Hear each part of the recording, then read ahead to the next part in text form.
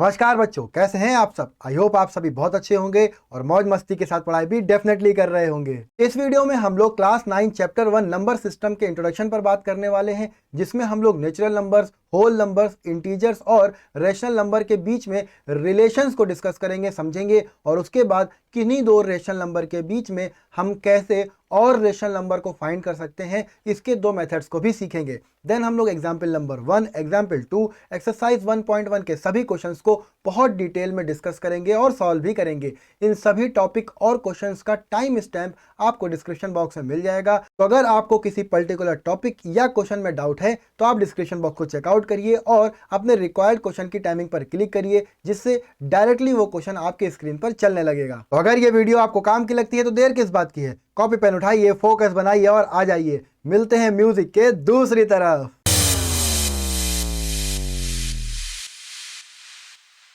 चलिए वीडियो की शुरुआत करते हैं बिल्कुल बेसिक से। और बेसिक में क्या आता है, बिल्कुल सही, नेचुरल नंबर्स, होल नंबर्स और इंटीजर्स। तो आप सभी को पता भी होगा और अगर नहीं पता है तो आप पता चल जाएगा कि इनके बीच में क्या रिलेशन होते हैं। देखिए, नेचुरल नंबर स्टार्ट होते हैं 1 से और होल नंबर स्टार्ट होते हैं 0 से। बात समझ में आ रही है या नहीं? हाँ सर, बात तो समझ में आ रही है। और इंटीजर में 0 वाले तो होते ही होते हैं, कौन से? पॉजिटिव। इसमें नेगेटिव भी इंक्लूड हो जाते हैं। तो यहाँ से अगर हम कुछ बातों को समझे तो हम क्या समझ सकते हैं, देखिएगा। अगर ये नेचुरल नंबर है, ठीक है, ये अगर नेचुरल नंबर को रिप्रेजेंट कर रहा है, इसी में अगर एक 0 बढ़ा दिया जाए तो ये जो पिंक कलर का सर्किल है ये किसको रिप्रेजेंट कर रहा होगा? ये होल नंबर को रिप्रेजेंट कर रहा होगा। बहुत बढ़िया।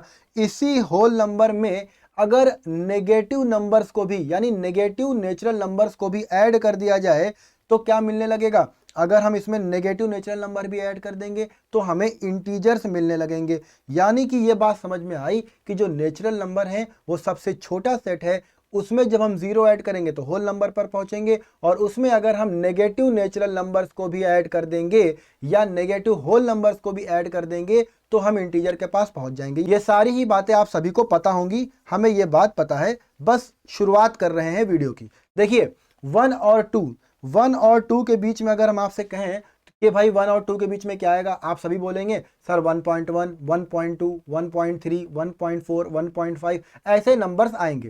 ठीक, इसी 1.5 को जरा ध्यान से देखिएगा। अगर हम कहें 1.5 का डेसिमल हटाने का प्रोसीजर क्या है, क्या आप लोगों को पता है? बिल्कुल सही बात है। देखिए, अगर हम इसको 10 से मल्टीप्लाई और 10 से डिवाइड करेंगे तो वैल्यू क्या मिलेगी? हमको मिलेगा 15/10। बात समझ में आ रही है? इस 15/10 को सिंप्लीफाई करेंगे, 5 3 ज़ा 15, 5 2 ज़ा 10, वैल्यू क्या मिली? 3/2। यानी कि 1.5 को कौन रिप्रेजेंट कर रहा है? 3/2। और आप सभी लोग पढ़ भी चुके हैं कि 3/2 किस तरह की फॉर्म है। सर ये 3/2 P/Q वाली फॉर्म है। इसका मतलब 3/2 एक रेशनल नंबर है। बहुत बढ़िया। देखिए, रेशनल नंबर कहां पर आया? ये 3/2 आया 1 और 2 के बिल्कुल बीच में। 1.5 1 और 2 के बिल्कुल बीच में है। तो यहां से रेशनल नंबर का कॉन्सेप्ट निकल के आया। तो हम लोगों ने देखा कि इंटीजर्स के बीच में अगर हम P/Q के फॉर्म वाले फ्रैक्शंस को फिट करते हैं तो ये कैसे नंबर बन जाते हैं? ये रेशनल नंबर बन जाते हैं। बहुत बढ़िया, ये सभी रेशनल नंबर्स को रिप्रेजेंट कर रहे हैं। अब दूसरा सवाल आता है कि सर क्या हम लोग 1 को रेशनल नंबर की फॉर्म में नहीं लिख सकते? हाँ भाई, बिल्कुल लिख सकते हैं। क्यों नहीं लिख सकते? क्या आप किसी भी नंबर को, सपोज ये 2 है, ये 2 को क्या हम 1 से डिवाइड नहीं कर सकते? हाँ सर, कर सकते हैं। जैसे ही हम किसी भी नंबर को 1 से डिवाइड करते हैं तो वो कैसा नंबर बन जाता है? सर वो तो रेशनल नंबर बन जाता है। क्यों रेशनल नंबर बन जाता है? सर क्योंकि हमने पढ़ा है कोई भी नंबर जो P/Q की फॉर्म में लिखा जा सकता है वो रेशनल नंबर होता है। यहां पर एक कंडीशन आती है। कौन सी कंडीशन आती है? कौन बताएगा? बहुत बढ़िया। यहां पर Q 0 के इक्वल नहीं हो सकता है। 0 के इक्वल क्यों नहीं हो सकता है? अगला सवाल देखिए, इसको समझने के लिए हम लोगों को डिवीजन की प्रोसेस को समझना होगा। फॉर एग्जाम्पल, अगर हम 4 को 2 से डिवाइड करते हैं तो वैल्यू क्या मिलेगी? हमको मिलेगा 2 2 ज़ा 4। बात समझिएगा। यहां पर हमने कहा कि सर 4 को 2 से डिवाइड करने पर 2 मिला, यानी कि 2 टाइम्स 2 इज इक्वल टू 4। समझ में आ रही बात? या दूसरी तरीके से समझें तो 4 को 2 इक्वल पार्ट्स में बांटना है। डिवाइड का मतलब क्या होता है? इक्वल पार्ट में डिवाइड कर दो, बांट दो। इस तरह से हम इसको समझ सकते हैं। तो 4 के 2 इक्वल पार्ट्स क्या होंगे सर? 2 और 2। ये कैसे मालूम पड़ा? इसके रिजल्ट से मालूम पड़ा। अब अगर हम 4 को 0 से डिवाइड करेंगे तो यहां पर इसी लैंग्वेज में 0 को फिट करिए कि 4 को, समझिएगा बात को, 4 को 0 इक्वल पार्ट्स में ब्रेक करिए और वैल्यू आनी चाहिए उनको ऐड करने पर क्या? 4। या फिर एक ऐसा नंबर जिसको 0 से मल्टीप्लाई किया जाए तो वैल्यू 4 आ जाए। बात तो यही हुई ना कि भाई 2 को 2 से मल्टीप्लाई करें तो वैल्यू 4 आए। तो इसी लैंग्वेज में 2 की जगह 0 को फिट करिए। एक ऐसे नंबर को सपोज x 0 से मल्टीप्लाई करने पर हमें क्या चाहिए होगा? 4 चाहिए होगा, जहां पर x क्वोशंट है। बात समझ में आ रही है? और x की ऐसी कोई भी वैल्यू पॉसिबल नहीं है, इसीलिए हम लोग कहते हैं कि डिनोमिनेटर में 0 पॉसिबल नहीं है, डिनोमिनेटर में 0 नहीं हो सकता है। ये बात समझ में आ गई? बहुत बढ़िया भाई। तो डेफिनेशन क्या बनी सबको पता है ना? यही डेफिनेशन आपकी बुक में भी लिखी है, एक बार वीडियो को पॉज करके पढ़ लीजिए। कोई भी नंबर स्मॉल r यहाँ पे लिया है, आप x ले सकते हैं, जो मर्जी वो ले सकते हैं। ये रैशनल नंबर कब होगा? जब ये p अपॉन q की फॉर्म में लिखा जा सकता हो। It can be written in the form of p upon q। अब यहाँ पर q किसके बराबर नहीं होना चाहिए सर? 0 के बराबर नहीं होना चाहिए। क्यों नहीं होना चाहिए उस बात को भी हमने देख लिया, क्योंकि किसी भी नंबर को 0 से डिवाइड करने पर हमें एक नॉन डिफाइंड वैल्यू मिलती है, इसलिए डिनोमिनेटर 0 नहीं होना चाहिए। अच्छी बात है। अब यहाँ पे एक बात और समझते हैं, किससे रिलेटेड? रेशनल नंबर से रिलेटेड। देखिए हमने लिखा 1/2, बात समझ रहे हैं आप लोग? 1/2 लिखा। अब हमने आपसे कहा कि इस रेशनल नंबर में किसी भी नंबर से आप मल्टीप्लाई कर दीजिए और डिवाइड कर दीजिए। क्या सेम नंबर से मल्टीप्लाई और डिवाइड करने पर इस रेशनल नंबर में कोई फर्क पड़ेगा? आप लोग कहेंगे नहीं सर, ये दोनों एक दूसरे को कैंसिल आउट कर देंगे, इसलिए इस पर कोई फर्क नहीं पड़ेगा। अच्छा भाई, तो वैल्यू क्या आएगी? इसको सॉल्व करने पर 2/4 आएगा। बहुत बढ़िया। आगे देखते हैं, फिर से इसी नंबर को लिखते हैं 1/2। इस बार हम लोग 3 से मल्टीप्लाई 3 से डिवाइड कर देते हैं। लिए भैया, कर दिया। अब क्या आएगा? 3/6 आएगा। बहुत बढ़िया। यही काम हम लोग इन्फिनाइट टाइम्स कर सकते हैं। ये इन्फिनाइट का सिंबल है, इसको हम लोग इन्फिनाइट टाइम्स कर सकते हैं। हमने एक चीज देखी कि ये 1/2, 2/4, 3/6 ये सभी कहां से आ रहे हैं? ये सर 1/2 से आ रहे हैं। बहुत बढ़िया। एक बात और समझिए, कहीं पर लिखा है 2/4, क्या इसको सिंप्लीफाई किया जा सकता है? हाँ सर, सिंप्लीफाई कर सकते हैं। बिल्कुल बेसिक से समझा रहे हैं। सिंप्लीफाई करने का तरीका क्या होता है? देखिए सर, 2 को प्राइम फैक्टर्स में ब्रेक करिए तो 2 ऑलरेडी अपने प्राइम फैक्टर्स में ब्रेक है। 4 को भी प्राइम फैक्टर्स में ब्रेक करिए, सर कर दिया। अब इसमें जो दोनों में कॉमन है वो कैंसिल आउट हो जाता है। यही काम आप लोग डायरेक्ट करते हैं अपने मन में। कैसे करते हैं? 2 1 2, 2 2 4, वैल्यू क्या आएगी? 1/2। ये जो आपने कैंसिल आउट किया ना, यही कॉमन प्राइम फैक्टर्स होते हैं। या हम कहें कि कोई एक फ्रैक्शन या रेशनल नंबर को सिंप्लीफाई करने पर उन दोनों के बीच का HCF, क्या बोला हमने बेटा वर्ड? HCF कैंसिल आउट हो जाता है। या आप लोग अपनी बुक्स में डेफिनेशन देखेंगे, कहीं पर आपको मिलेगी लिखी हुई कि जब हम लोग रेशनल नंबर या फ्रैक्शन को सिंप्लीफाई करते हैं तो न्यूमरेटर और डिनोमिनेटर को दोनों नंबर के HCF से डिवाइड करना होता है। किससे डिवाइड करना होता है? HCF से डिवाइड करना होता है। अब इसी बात को यूज करके हम आपको एक बड़ा नंबर डिवाइड करके दिखाएंगे। देखिएगा, बात समझिएगा बहुत ध्यान से। हमने एक नंबर लिया 12/24, ठीक है? 12/24।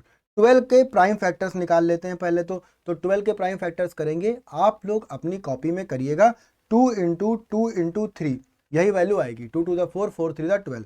अब 24 के भी प्राइम फैक्टर्स निकाल लेते हैं तो 2 × 2 × 2 × 3, ये वैल्यू आएगी। यहाँ से HCF फाइंड कर लेते हैं। HCF क्या होता है? जो दोनों में कॉमन होता है। देखिए 2 2 और यहाँ पर ये देखिए 3, तो यहाँ पर HCF क्या आया? HCF आया 2 × 2 × 3, वैल्यू क्या आएगी? 2 2 4, 4 3 12, यानी कि HCF आ गया 12। हमने क्या पढ़ा था? किसी भी रेशनल नंबर या फ्रैक्शन को सिंप्लीफाई करना होता है तो न्यूमरेटर और डिनोमिनेटर को HCF से डिवाइड कर देते हैं। तो 12/12 अपॉन 24 अपॉन 12, इसको सिंप्लीफाई करेंगे तो वैल्यू मिलेगी 12 वन ज़ा 12, 12 वन ज़ा 12, 12 वन ज़ा 12, 12 टू ज़ा 24, यानी कि इसकी सिंप्लीफाइड वैल्यू भी 1/2 है। तो इस तरह से हमने देखा कि किसी एक रेशनल नंबर को सेम नंबर से मल्टीप्लाई या डिवाइड करने पर infinite number of rational numbers find कर सकते हैं, और ऐसे सभी रेशनल नंबर्स क्या कहलाएंगे? इक्विवेलेंट। ध्यान रखिएगा बात को, इक्विवेलेंट रेशनल नंबर्स कहलाएंगे। ऐसे सभी नंबर्स इक्विवेलेंट रेशनल नंबर्स कहलाएंगे। ये बात समझ में आई या नहीं? हाँ सर समझ में आई। अब इक्विवेलेंट रेशनल नंबर है तो इनको सिंप्लीफाई करेंगे अगर हम, तो वो सिंपलेस्ट फॉर्म आ जाएगी, जैसा कि अभी हमने यहाँ पर देखा।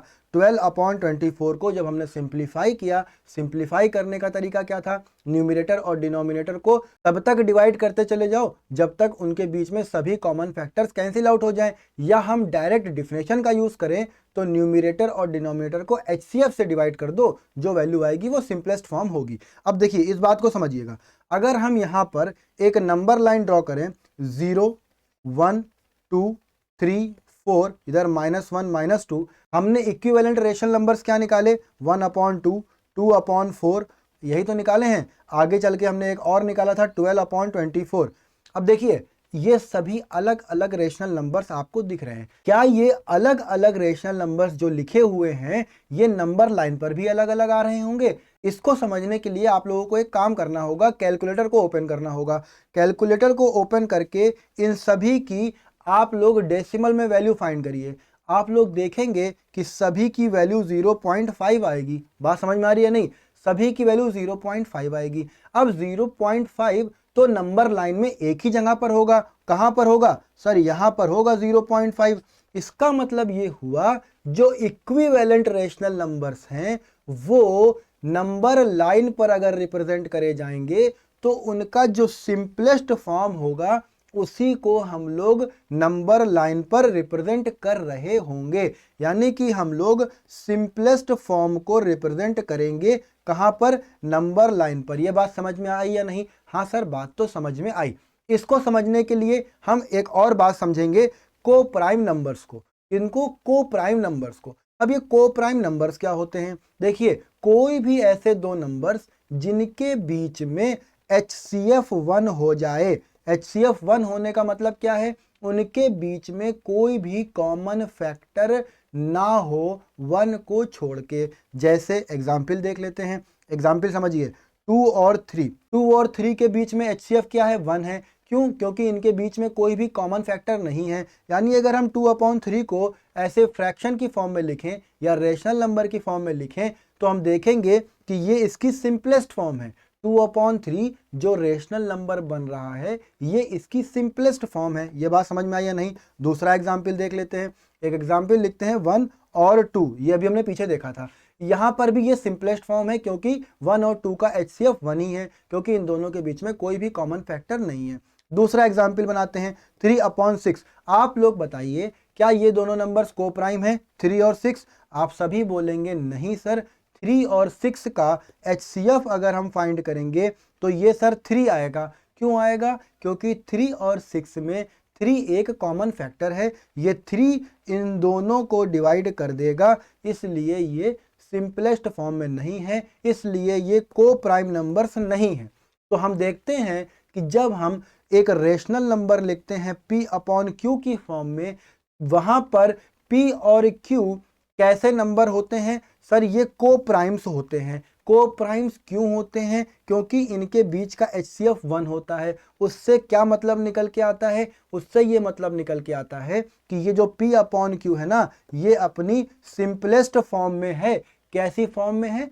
सिंपलेस्ट फॉर्म में है। तो अब आने वाले क्लासेस में कहीं पर भी आप ये बात लिखेंगे कि लेट अ रेशनल नंबर P/Q, वहां पर ये अंडरस्टूड होगा कि ये P और Q कैसे नंबर्स हैं? ये P और Q को प्राइम नंबर्स हैं। इतनी बात समझ में आई कि नहीं आई? आ गई होगी। बहुत आसान बातें हैं, पहले से आप लोग ये बातें जानते हैं।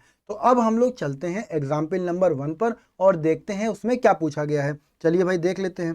तो एग्जाम्पल नंबर 1 में अगर हम देखें तो यहाँ पर लिखा है are the following statements true और फॉल्स। उनका रीजन भी देना है। स्टेटमेंट आपको स्क्रीन पर दिख रहा होगा। ये सभी आंसर भी आपको पता होंगे, अगर नहीं पता है तो हम लोग इस पर डिस्कशन कर लेते हैं। देखिए, होल नंबर की स्टार्टिंग होती है 0 से, नेचुरल नंबर की स्टार्टिंग होती है 1 से, ये सारी बातें आपको बचपन से ही पता है। यहाँ पर लिखा है एवरी होल नंबर, मतलब सभी के सभी होल नंबर जिसमें ये 0 भी आ रहा होगा। लिखा है इज अ नेचुरल नंबर, क्या ये 0 नेचुरल नंबर है? नहीं सर, 0 तो नेचुरल नंबर नहीं है, नेचुरल नंबर तो 1 से स्टार्ट होता है। इसका मतलब ये हो गया फॉल्स। क्यों? क्योंकि 0 is not a natural number but 0 is a whole number, ये इसका रीजन हो गया, बस खत्म, इतना ही सा है।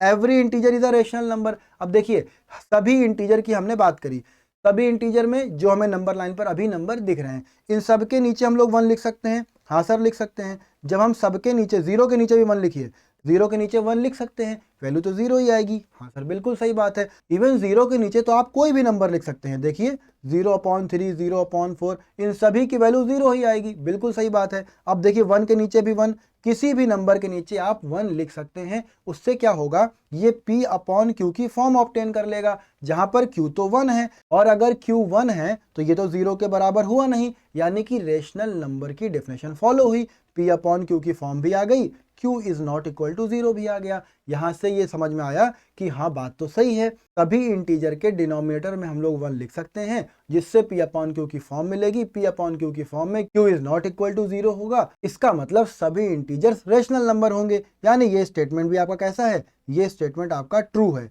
आगे देखते हैं, every rational number is an integer. अब यहां पर थोड़ा सा गेम है, बात को समझिएगा। 1/2 एक रेशनल नंबर है, बट इसकी वैल्यू 0.5 है, which is not an integer, which is not an integer, क्योंकि इंटीजर में तो हमने देखा कि कंप्लीट नंबर्स होते हैं। इसका मतलब ये जो थर्ड स्टेटमेंट है ये तो हो गया फॉल्स। इस तरह से एग्जाम्पल नंबर 1 के तीनों ही स्टेटमेंट को हमने डिस्कस कर लिया। एग्जाम्पल नंबर 2 देख लीजिए, find 5 rational numbers between 1 and 2।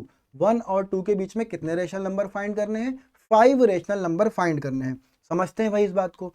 देखिए, अगर हम इसको नंबर लाइन बनाएं 1 2 3 4 ऐसे आगे चले जाएंगे, तो ये बोल रहे हैं 1 और 2 के बीच में 5 रेशनल नंबर आपको फाइंड करने हैं। देखिए, बात को समझिएगा, बहुत ध्यान से समझिएगा। एक लाइन ये है, ये 0 है, ये 1 है, और 1 और 2 के बीच में हमने थोड़ा सा जूम कर दिया। अब समझिएगा, 1 और 2 के बिल्कुल बीच में क्या आएगा? आप सभी को पता है सर 1.5 आएगा, बट यहां पर हम एक दूसरा मेथड यूज करेंगे। ये मेथड एवरेज में भी यूज होता है, या आप कोई भी दो वैल्यूज के बीच की वैल्यू निकालना चाहते हैं तो आपको क्या करना होगा, आपको उन दोनों नंबर्स को ऐड करना होगा और 2 से डिवाइड कर देना होगा। कैसे, इस बात को समझिएगा। 1 + 2/2, जितने भी नंबर होते हैं उनको ऐड करके उतने ही नंबर से डिवाइड करते हैं। यहाँ पर सिर्फ 2 नंबर्स हैं, तो हम इन दोनों को ऐड करेंगे और 2 से डिवाइड करेंगे, क्योंकि नंबर ऑफ ऑब्जर्वेशन यहाँ पर 2 है। ठीक, देखिए 1 + 2 3, 3/2, ये एक रेशनल नंबर आ गया 3/2, जो हम लोगों ने इसी वीडियो में शुरुआत में देखा भी था, आपको याद होगा। तो यहाँ पे हमने देखा कि 1 और 2 के बिल्कुल मिडिल में क्या आ रहा है, 3/2 आ रहा है। अब इसको भी नंबर लाइन पर बना लेते हैं और फिर अपने प्रोसेस को आगे बढ़ाते हैं। देखिए 1 2 और यहाँ पे आ गया 3/2। अब क्या करना होगा, हमें 5 रेशनल नंबर्स निकालने हैं। तो चलिए 1 और 3/2 के बीच के नंबर को निकाल लेते हैं, और 3/2 एंड 2 के बीच के रेशनल नंबर को निकाल लेते हैं। क्या करना होगा, फिर से वही प्रोसेस है, ऐड कर दो दोनों को, 2 से डिवाइड कर दो। देखना, समझना बात को। 1 + 3/2, पहले तो इनको क्या करना है, ऐड करना है। उसके बाद क्या करना है, इसको डिवाइड करना है। किससे डिवाइड करना है सर? 2 से डिवाइड करना है। बहुत बढ़िया भाई, आगे देख लेते हैं। 3/2, इसको 2 से ऐड करो और फिर क्या करना है, 2 से डिवाइड करना है। अब यहाँ पे ऐड करने का तरीका देखिएगा, 1 के डिनोमिनेटर में कुछ नहीं है तो 1, 2 के डिनोमिनेटर में कुछ नहीं है तो 1। ये बात हम लोगों ने देखी अभी अभी। अब देखिए 1 और 2 का एलसीएम लेते हैं। ऐड करना आता है फ्रैक्शंस का या नहीं? ऐसी उम्मीद है कि आपको फ्रैक्शन का एडिशन तो आता ही होगा। अगर नहीं आता हो तो कमेंट बॉक्स में कमेंट करके बता देना। देखो, इनको ऐड करेंगे तो वैल्यू क्या आएगी, 1 और 2 का एलसीएम 2 आएगा। फिर क्या करेंगे, एलसीएम को डिनोमिनेटर से डिवाइड करते हैं, जो वैल्यू आती है उसको न्यूमरेटर से मल्टीप्लाई करते हैं। ये बात जिसके समझ में ना आए वो इसको ऐसे देखे, न्यूमरेटर अपॉन डिनोमिनेटर, इसको मल्टीप्लाई कर दो किससे, एलसीएम से। इसको मल्टीप्लाई कर दो एलसीएम से। कैसे, 1/1 लिखा है, इसको 2 से मल्टीप्लाई कर दो, जो वैल्यू आएगी वो यहाँ पर लिखनी होगी। आगे देख लो दूसरे वाले में 3/2, न्यूमिनेटर 3 डिनोमिनेटर 2, इसको मल्टीप्लाई करना है एलसीएम से, यानी 2 से 2 कैंसिल आउट, वैल्यू आएगी 3। इस तरह से भी आप लोग समझ सकते हैं। अगर ना समझ में आए तो बता देना। अपॉन में क्या है, अपॉन में 2 है, मिक्स ना हो जाए तो लाइन बना देते हैं। इसी तरह से इनको सॉल्व कर लिया जाए। 2 और 1 का एलसीएम 2 आएगा, 3/2 को 2 से मल्टीप्लाई करेंगे तो 3 आएगा, 2/1 को 2 से मल्टीप्लाई करेंगे तो 4 आएगा, और इस पूरे को भी किससे डिवाइड करना है, 2 से डिवाइड करना है। बहुत बढ़िया भाई। देखिए एक बात और समझिए, इस 2 के नीचे कुछ नहीं है तो 1 लिख सकते हैं, यहाँ पर भी 1 लिख सकते हैं, यहाँ पर भी 1 लिख सकते हैं, यहाँ पर भी 1 लिख सकते हैं। चलिए अब सॉल्व कर लिया जाए। अब हम सॉल्व करेंगे तो हमें मिलेगा 2 + 3 5, 5/2, फिर एक बड़ा वाला अपॉन है, यहाँ पर ध्यान रखना है इस बात का, फिर 2/1। ये बात समझ में आ रही है। इसी तरह से यहाँ पर क्या मिलेगा, दूसरी साइड में 3 + 4 यानी 7/2, फिर एक और अपॉन है, उसके बाद 2/1 है। इस बात को समझिए, बहुत डिटेल में समझा रहे हैं, कैलकुलेशन शुरुआत में समझाएंगे, आगे हम लोग डायरेक्ट क्वेश्चन को सॉल्व करेंगे। बात को समझिए। अब क्या होगा यहाँ पे, देखिए जो ब्लैक इंक से हमने यहाँ पर एक अपॉन बनाया है, ये एक तरह से डिवाइड को रिप्रेजेंट कर रहा है। किसको डिवाइड किया जा रहा है, 5/2 को डिवाइड किया जा रहा है 2/1 से। डिवाइड की प्रोसेस क्या होती है, A/B डिवाइडेड बाई C/D अगर लिखा है तो ये आपको पता होगा कि A/B डिवाइड को चेंज करते हैं मल्टीप्लाई में, और बाद वाले फ्रैक्शन को रेसिप्रोकल कर देते हैं, यानी D/C आता है। यही प्रोसेस होती है डिवीजन की। किसके डिवीजन की, फ्रैक्शन के डिवीजन की। ना समझ में आया हो तो थोड़ा सा पीछे वीडियो करना, दोबारा से देखना। यही चीज़ हम यहाँ पर करेंगे। यहाँ पर अगर सॉल्व करना है तो 5/2 डिवाइड को चेंज करेंगे मल्टीप्लाई में, उसके बाद वाले फ्रैक्शन का रेसिप्रोकल कर देंगे तो 1/2, इस तरह से वैल्यू आएगी। ये बात समझ में आई या नहीं आई।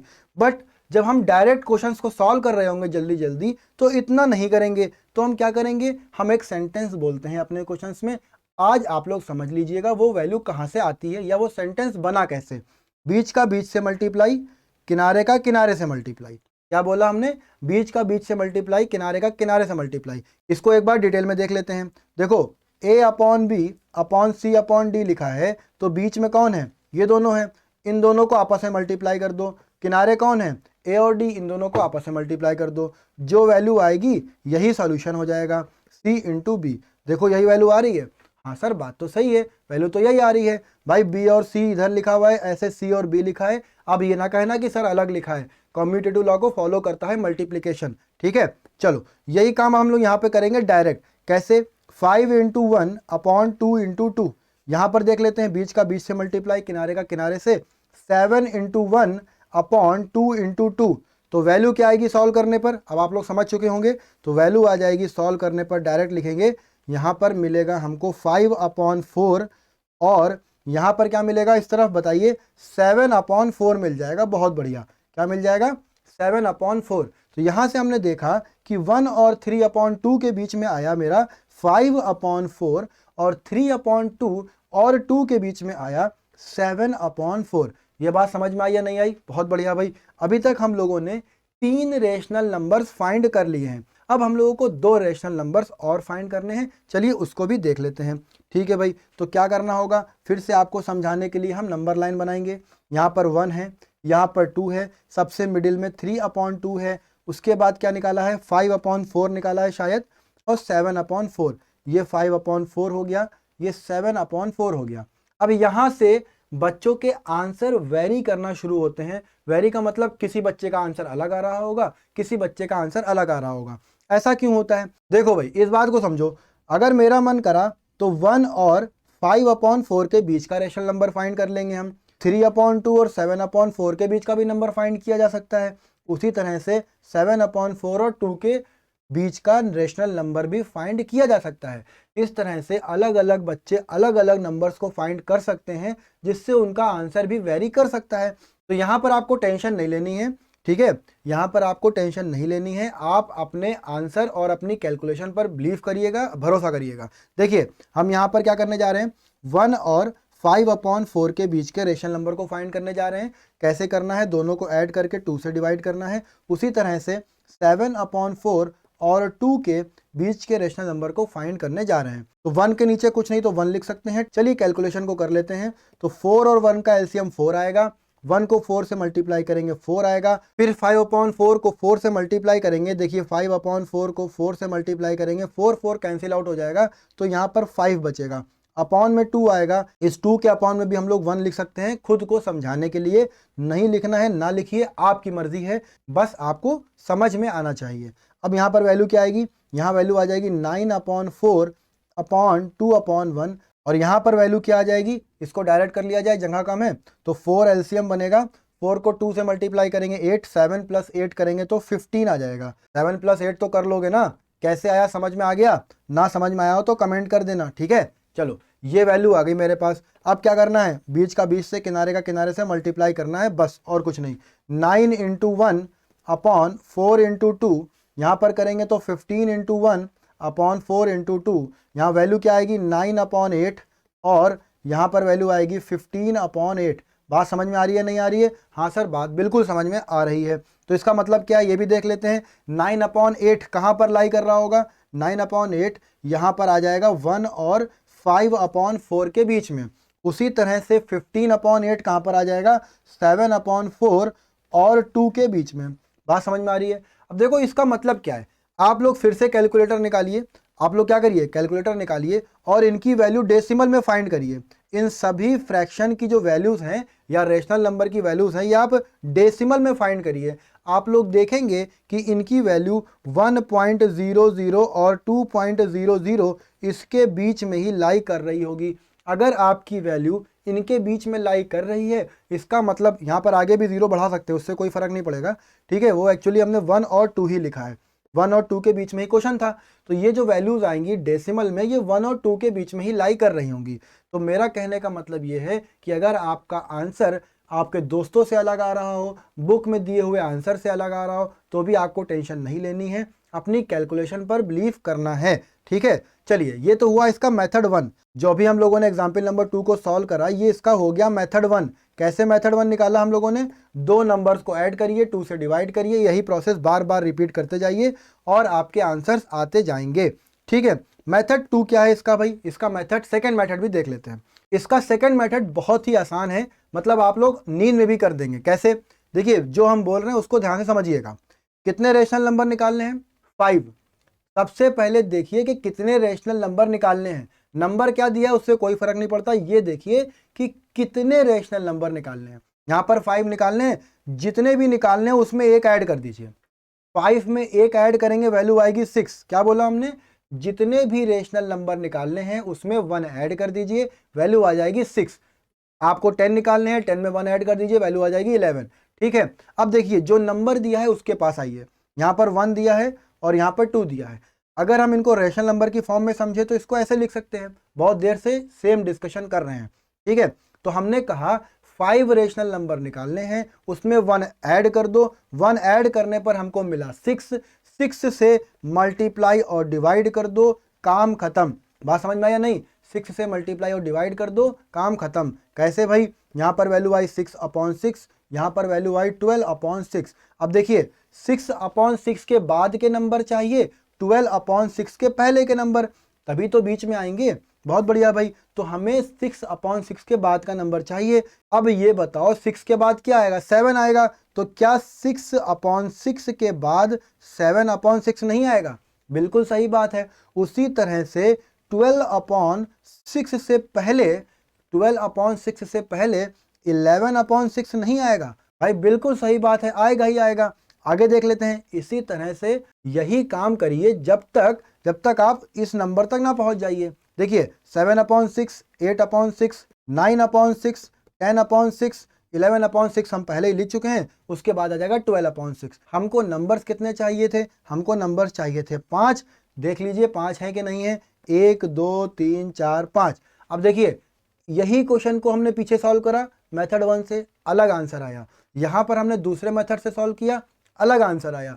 लेकिन जब आप लोग कैलकुलेटर से इनकी वैल्यूज को फाइंड करेंगे तो इनकी वैल्यूज भी, इन रेशनल नंबर्स की वैल्यूज भी 1 और 2 के बीच में ही लाई कर रही होंगी। ये बात बताती है कि आपका मेथड सही है, आप सही अप्रोच रख रहे हैं, आपका आंसर भी सही है। तो यहाँ पर ये एग्जाम्पल नंबर 2 भी खत्म हो गया। क्या करना था, जितने रेशनल नंबर निकालने हैं उसमें 1 ऐड कर दीजिए, गिवन नंबर को जिनके बीच में निकालना है उसको उस नंबर से मल्टीप्लाई और डिवाइड कर दीजिए, और फिर क्या है उसके बीच के सारे नंबर्स को लिख दीजिए। ठीक है ना। चलो इसी क्वेश्चन को थोड़ा आगे बढ़ा के आपको समझाने की कोशिश करते हैं।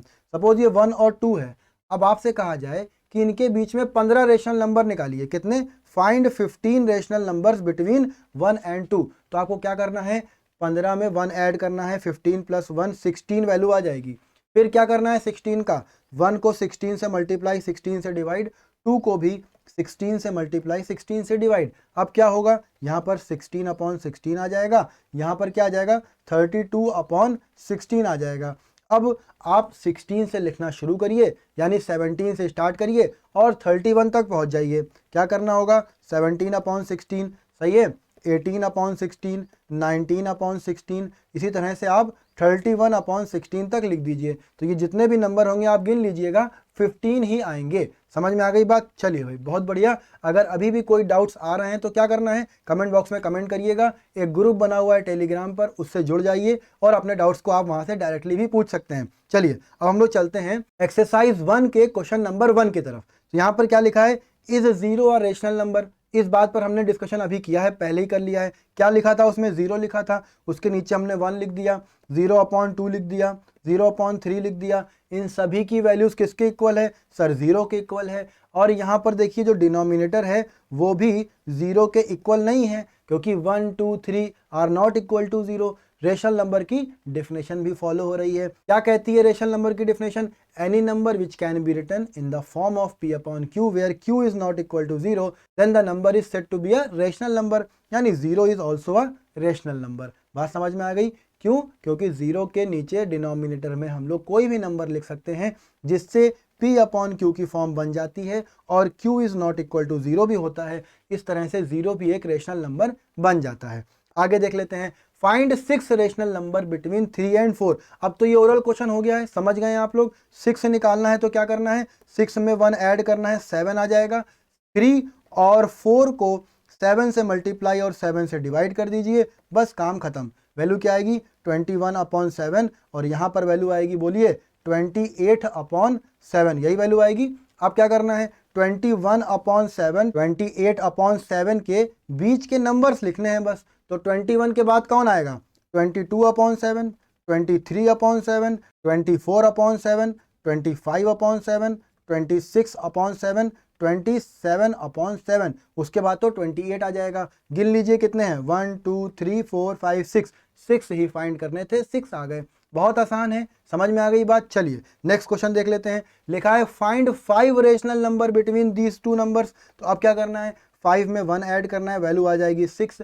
इस बार क्या करेंगे, 3 अपॉन 5 को 6 से मल्टीप्लाई 6 से डिवाइड, वैल्यू क्या आएगी 18 अपॉन 6 5 30। बहुत बढ़िया भाई। यहाँ पर क्या लिखा है 4 अपॉन 5, इसको भी 6 से मल्टीप्लाई 6 से डिवाइड, वैल्यू क्या आएगी 24 अपॉन 30। अब क्या करना है, इन दोनों के बीच के रेशनल नंबर लिखना है। सर इतना भी नहीं पता आपको, इतनी देर से यही तो बात हो रही है।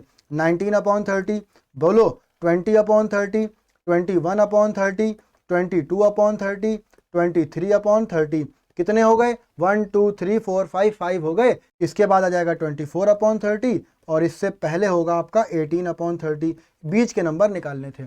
कुछ लोगों के मन में ये सवाल आ सकता है कि सर यहाँ पर 0 0 कट रहा है, ये सिंप्लीफाई हो रहा है। तो बेटा सिंप्लीफाई कर सकते हैं, 0 0 भी काट सकते हैं, उससे कोई फर्क नहीं पड़ेगा आपके आंसर पर। आपका जो भी फ्रैक्शन आएगा वो 3 अपॉन 5 और 4 अपॉन 5 के बीच में लाई कर रहा होगा। उसको चेक करने के लिए आप लोग उसकी वैल्यू कैलकुलेटर से निकाल लीजिए और देख लीजिए क्या उसके बीच में आ रहा है या नहीं आ रहा है। ठीक है, चलो भाई अब आगे चलते हैं क्वेश्चन नंबर 4 की तरफ। यहाँ पर क्या लिखा है, state whether the following statements are true और फॉल्स। क्या स्टेटमेंट है देख लेते हैं। Every natural number is a whole number, इसका आंसर हम नहीं बताएंगे, आप लोग कमेंट बॉक्स में कमेंट करके बताइएगा। इसका उल्टा अभी हम लोगों ने देखा था, मतलब उसमें लिखा था every whole number is a natural number, ये ट्रू या फॉल्स एग्जाम्पल में था। आगे देखते हैं, every integer is a whole number. बताओ भैया, फिगर दिखाएं क्या। देखो भाई यहाँ पर, यहाँ से नेचुरल नंबर है, यहाँ से होल नंबर है 0 से। ठीक लिखा है सेकंड पॉइंट में, every integer is a whole number. Every integer अगर होल नंबर है तो ये भाई नेगेटिव वाले भी इंटीजर होल नंबर होने चाहिए, बट ऐसा तो नहीं है, यानी कि ये स्टेटमेंट फॉल्स हो गया। क्यों? क्योंकि -2 इंटीजर है बट -2 होल नंबर नहीं है, यानी कि ये स्टेटमेंट फॉल्स है। Every rational number is a whole number, भाई ये स्टेटमेंट भी गलत लग रहा है। कोई एग्जांपल उठा लेते हैं, 1/2। भाई 1/2 एक रेशनल नंबर है, क्या ये होल नंबर है? नहीं सर, होल नंबर तो नहीं है। होल नंबर में तो कंप्लीट नंबर आते हैं, इसकी वैल्यू तो 0.5 है, ये तो डेसिमल में आ रहा है, यानी ये भी फॉल्स है। बात समझ में आई कि नहीं आई? हाँ सर, बात समझ में आ गई। ठीक है भाई, बात समझ में आ रही है। तो बात अगर समझ में नहीं आ रही है या कोई डाउट्स बन रहे हैं तो टेलीग्राम ग्रुप से जुड़ जाओ, वहां पर अपने डाउट्स को डायरेक्टली पूछ लो। ठीक है, तो इस तरह से हम लोगों ने अपने चैप्टर 1 के इंट्रोडक्शन, एग्जाम्पल 1, 2 और एक्सरसाइज 1.1 के सभी क्वेश्चंस को सॉल्व कर लिया। कर लिया कि नहीं कर लिया? कर लिया भाई, और आपको समझ में भी आ गया होगा। चलिए भाई, तो वीडियो को यहीं पर खत्म करते हैं, मिलते हैं नेक्स्ट वीडियो में। तब तक पढ़ाई करते रहिए और अपना ख्याल रखिए। Thank you.